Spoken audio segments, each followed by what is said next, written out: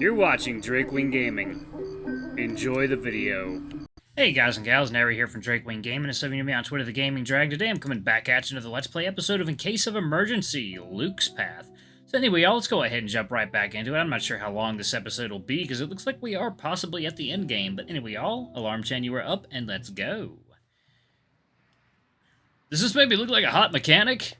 He attempts to lean across the hood of the car while wiggling his hips, but he immediately burns his arms on the hot steel and jumps back in surprise. Hot is one word for it. Finally, Luke removes the last lug nut and attempts to pull out the tire. No luck. Shit, is it stuck? Is that even possible? There's nothing in the video about this. Yeah, well, Luke attempts to wrestle the wheel from your car again. When it fails again, he dusts his dirty hands and takes a step back. He gives the tire a hard kick, then bounces back, hopping on one foot. Ow! Yup, definitely stuck. Okay, I'm looking this up. Give me a second. I'm not getting any bars out here. You stare at your loading screen, spinning your phone around like there might be a better signal a foot away from where you're standing. This is like the start of a bad joke. How many adult men does it take to change a tire? I'm barely an adult. You think I know how to adult? Luke makes a face. I think using adult as a verb automatically adds 10 years to your age. You roll your eyes. Yeah. Talk to me when you're out of school. Just a year to go. Then it's into the real world for me. He points with the lug wrench towards the far distance, like a war general directing his troops, or a trebuchet being launched across a battleground. You're already there, aren't you? I heard you got a job lined up and everything. It's a year-long contract, but yeah, don't ask me what I'm doing. I have no idea. Besides, I think we're all stuck in the real world now, for better or for worse. Oh no, I think you're right. I mean, look at me. He gesticulates wildly with his tire wrench, narrowly missing the still-loading phone in your hand. I'm changing tires here. Who even am I? Luke shakes his head. He forcefully taps the head of the wrench against the wheel to prove his point. Bits of rust scatter to the floor. I don't know. Also, I don't think this is ever going to load. We might have to walk. Suddenly, with a particularly strong whack, you watch the tire loosen from its position, apparently dislodged by Luke's act of physical battery. Okay, I'm either I'm a genius or I owe you for car repairs, and now we have to walk to your sister's wedding. Getting to his knees, Luke gingerly pulls out the flat tire. He carries it as he waddles over to the trunk of the car, tossing it in. I think that's the Nobel Prize people calling. You're lucky you're a genius. I don't think Kyrie could handle us being any more late. Luke hands off the tire wrench to you, slapping you with his free hand on the back of your sweat-soaked t-shirt. She's all yours. Then he collapses onto the dirt on the side of the road, sending up a cloud of dust and covering his coat in a thin layer of particulate. It stings your nose as the dust flies in your direction. It lands over you like a veil and you cough. Gross. Once you get the new tire fitted, it's a lot easier to screw it in than it is to take it out. Well, sort of. There's a few false starts involved, and it doesn't help that Luke hovers about just behind your shoulder, offering utterly unhelpful advice at 1,000,000 miles a minute. Hey, don't worry. If I can do it, anyone can. Even you. Okay, thanks. That's the message of that one movie, right? With the rat that goes to Paris, and he's discriminated against because he's a rat, because people don't think rats can cook. Uh-huh, yeah. Or maybe that's not it. I've messed this up. No, they're all rats. It's a class thing, you know. Isn't it condescending to say anyone can do it? Luke. Well, obviously anyone can do it, sort of. Except the people who can't. But the problem isn't that other people are telling you can't do it. It's that the people who believe that are the gatekeepers. Luke! Luke blinks as you look up from your nut screwing. Oh, I've got this. Just give me a second.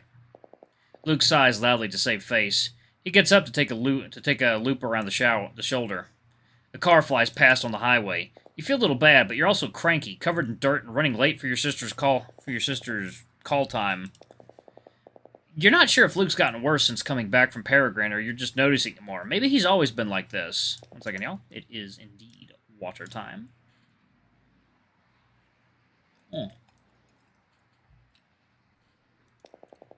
After a moment of thought, you're quick to determine that he's always been like this. Eventually, you finish up your work and tentatively lower the car to the ground. Nothing collapses horribly or spins out onto the highway, so you assume, or rather hope, that everything's fine. You toss everything in the back of the trunk and cross your fingers as you and Luke quietly crawl into the front seats. The car starts up just fine, rolling out of the bend, and then you're back up on the road, the crunch of gravel and sand abandoned for the asphalt of the highway. Thank God.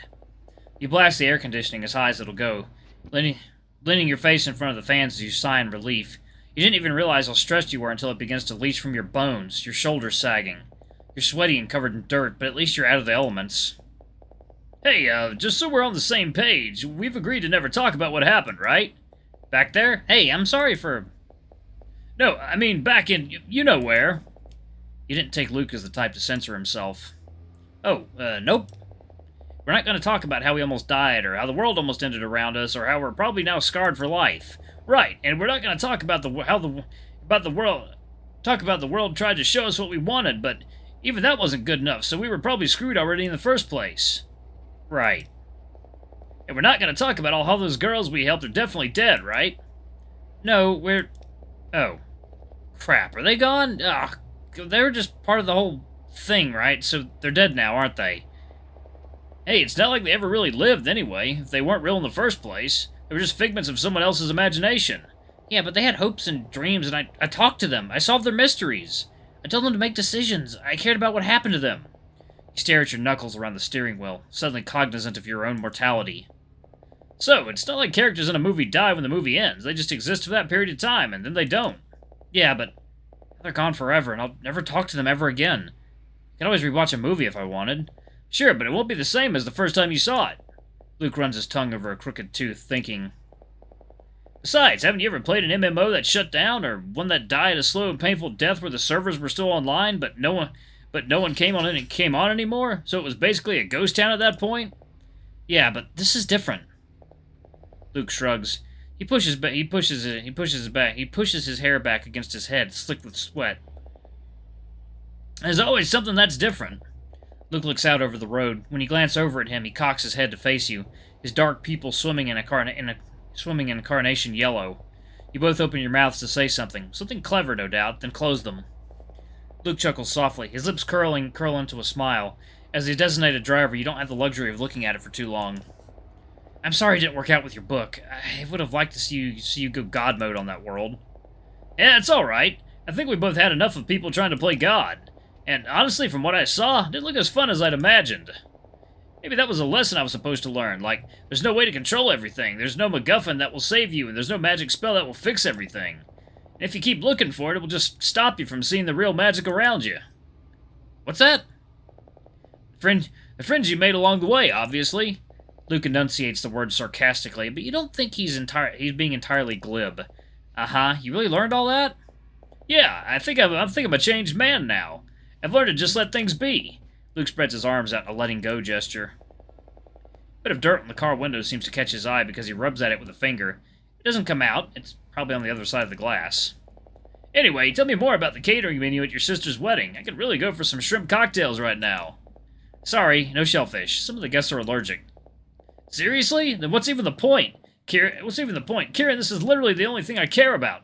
Tell me the name of the catering place right now. I need to have a word with them. In fact, give me 5 minutes with your sister, and she'll understand how having shrimp cocktails at her party would change my life. Alright, Luke. Kieran, if there isn't an entire platter of seafood at your sister's wedding tomorrow, I can't be best friends with you anymore. You laugh. It's funny, you think? Because Luke is being self-aware of it because he's not. It was never about the shellfish or even the book or the games. Luke puts up an elaborate front, but it's easy to read. The possibility that you're as obvious as he is, it crosses your mind. Maybe it's time you both got used to that. So, you're saying we're best friends? Yeah, friends with those shrimp-related benefits, that's for sure. Luke rolls his eyes, smiling. You almost miss the color that rises to his cheeks, covered in brown fur. Together you look out over the open road that goes on for miles. The land out here is so flat you're probably looking at the edge of the earth. If you squint really hard, you can make out what might be a sign for the next exit. The dried grassland doesn't leave many places to hide.